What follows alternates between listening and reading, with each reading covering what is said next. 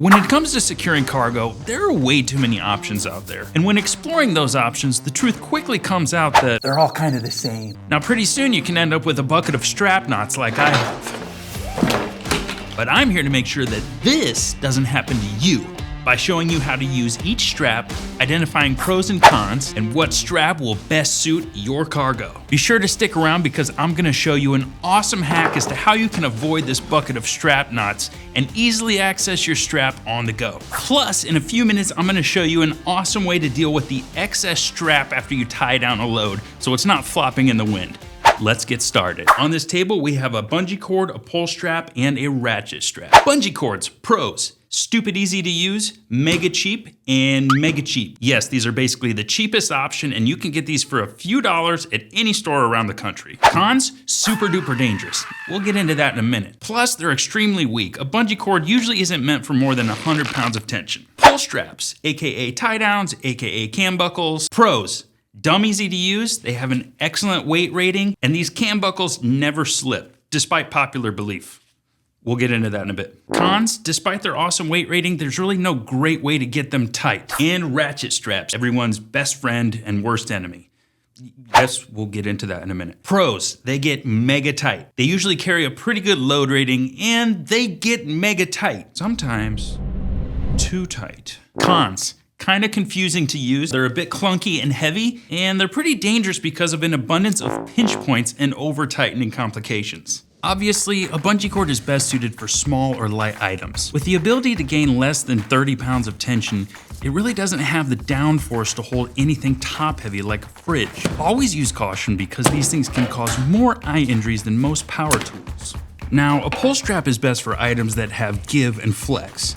They're often used for motorcycles because the bike will have a suspension that can retain tension. For really static objects like chairs or dressers, they just can't gain enough tension and the load will begin to shift. Now don't confuse that with coming loose. People often think these cam buckles slip, but it's untrue. They will even tie knots to prevent slippage. The buckles never slip. The cargo load just shifts and sinks, losing all slack. Real quick, it's time for that hack I told you about. What to do with all this excess slack off your strap. First thing you need to do, make a nice loop about 8 to 10 inches in diameter. Once you get a couple rolls, you can go hand over hand, just take a few steps away from the strap. Okay, now we have about a foot of slack away from our cam buckle. So we're gonna go under the strap, take the loop, pass it between the loose and the tight, pull it towards our body, and now we're just gonna start to roll it until it reaches the cam buckle. Now, give it a couple nice wrenches,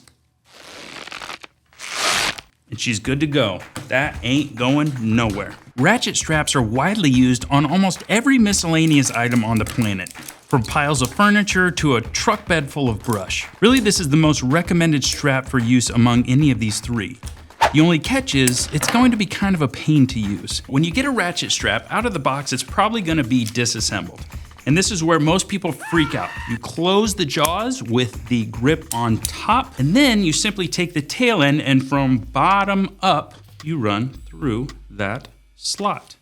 Okay, pull out a little bit of slack, and now you're ready to begin ratcheting. Now all we need to do is grab the tail end, pull it snug, and now you're ready to tighten. Now for everyone's favorite part, how to undo the ratchet strap. Squeeze this button inside, and while holding that, we're gonna open the jaws and keep opening till you hear a snap. Now your cam will have unwrapped, loosening the tension, and you're free to go. So now you can see that while ratchet straps are great, they're inherently a little bit more challenging to use. And it may look simple on this table, but in practice, the reality is you're gonna find yourself in tight spaces, twisted straps, and odds are you're gonna be upside down and this is gonna be jammed down in the bed of a truck somewhere. All right, I hope I brought some clarity as to what strap is best used for you, but before you go, I wanna show you this awesome hack for eliminating the bucket of strap knots. Check this out. This is the Torkstrap Torque Bag. Fresh from the factory, this has a heavy duty buckle. Turn it, open it up, 4 individual pouches, so you can easily store multiple straps in each pouch. You know, there's a lot of videos out there as to how to properly wrap up a ratchet strap. We're on the go, we're on the job, we're at the campsite. We don't have time for silly, non-practical methods. Bundle up your strap, throw it in. There's nowhere for it to get tangled or hooked. And best of all, this is gonna protect your straps from UV rays and dust, a strap's worst enemy. Torkstrap.com is full of innovative cargo solutions, most notably our lineup of hybrid straps. Forget about those dangerous bungees, forget about ratcheting, and forget about loose loads. This inertia-driven strap easily gains well over 100 pounds of tension with a simple pull. On top of that, if the load shifts or sinks, the Torkstrap retains tension all the time. And best of all, it's as easy to release as the push of a button. All right, guys, that's it for today. If you want to learn more about Torkstrap, click on the video above. Leave a comment if this video helped you out at all, and we'll see you on the next one.